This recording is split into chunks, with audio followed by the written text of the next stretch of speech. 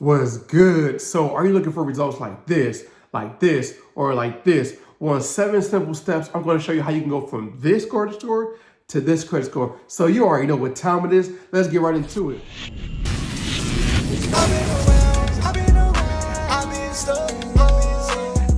Welcome back to the #1 credit educational channel. Hey, my name is Dave, where I show you how to remove negative items off your credit report, how to build a relationship with those banks, and how to get to that money. So before I show you the 7 steps, what I want to talk about first is knowing the game, understanding your credit score so you can actually know the game that you're playing to get the results that you're looking for. So your credit score is broken down into 5 different factors. So before I show you how to fix your credit, I want to basically break down the 5 different factors so you can understand what you need to do to improve each part of your credit score so you can get that house, that car, the personal funding, the business funding, whatever you're trying to do with your credit score. I want to show you how you can actually achieve those results. So the 5 different factors are both basically broken down into 5 different things. Payment history, which is 35% of your score. Utilization, which is 30% of your credit score. Average age, which is the other 15%. Credit mix is the other 10%, and new account. So once you understand the 5 different factors and what you're lacking in each factor, now you can understand how to basically improve your credit score to go ahead and get that house, that car, that personal funding, that business funding, whatever you're trying to get with your credit. Now you know what you actually need to do. So now that you understand the factors of your credit score, now I'm basically going to break down the 7 different steps so you can go ahead and get to that ultimate credit score. So first things first, what you want to do is have the end in mind. I always talk about having the end in mind. So what do you really want? Do you want that house? Do you want that car? Do you want personal business funding? So if you want that house, know that in 12 months from now, if you're basically renting if you're renting right now, basically 12 months from now, you can go ahead and get that house. So it is basically giving you an end in mind and breaking it down so you can go ahead and get that house that you always desired. For me, what I did was I basically got obsessed with getting this house. So now that I know that I want this house, I'm gonna do whatever it takes to actually get to that house. So whatever I gotta do to fix up my credit, that's what I did. And I got my house within 6 to 7 months because I had the goal in mind. So I just want you to know, you gotta have the end in mind when it comes to fixing your credit, because what happened is you're gonna actually quit along the way because you don't have no goal. You don't have no obsession of getting your credit fixed. Something's gonna come back verified and you're gonna be like, I'll do it later. So what you wanna do is have the end in mind when it comes to fixing your credit. Step number 2, now that you know what your goal is, now all you want to do is face the beast, actually looking at your credit score. So a lot of people looking at Credit Karma or something else, which Credit Karma is free, but what you want to do is have a tri-merge account. And I'm gonna have the link in the description so you can go ahead and download your credit report for $1 so you can see Experian, TransUnion, and Equifax and actually see what's really going on your credit report. So step number 2 is analyzing your credit report. You want to see what accounts are negative. So now that you know the game, you want to basically see what's going on your credit report. So identify the collections, identify the repossession, identify whatever is hurting your credit score, the charge-offs, whatever on your credit score, you just want to highlight. You're not going to do nothing. You're just analyzing your credit report. You're seeing what negative accounts you have. You're seeing how you can actually improve in each factor of the credit score. And you're trying to see what you're missing. If you don't have if you don't have a revolving account, if you don't have an installment account, you're just looking at each part of your credit report and seeing what you're lacking.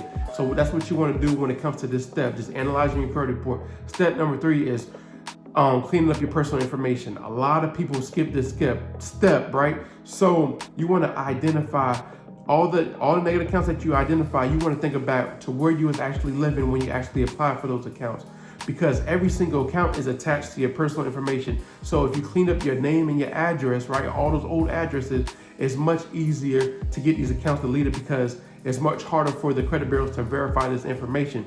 So what you want to do is make sure you clean up your personal information. Step number 4 is suppressing the snitches. I always talk about the snitches.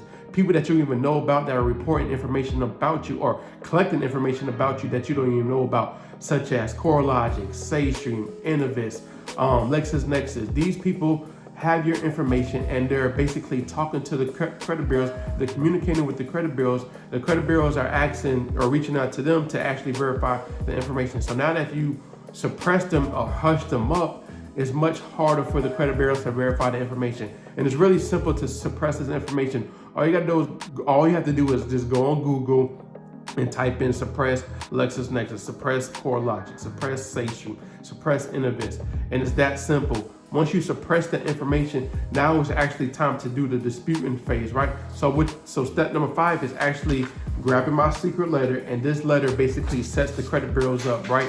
It sets them up to get the accounts deleted, and it also sets them up to basically do a proper investigation. What you want to do is have the credit bureaus do a proper investigation. A lot of people tell you to dispute online. A lot of people tell you to do the wrong things.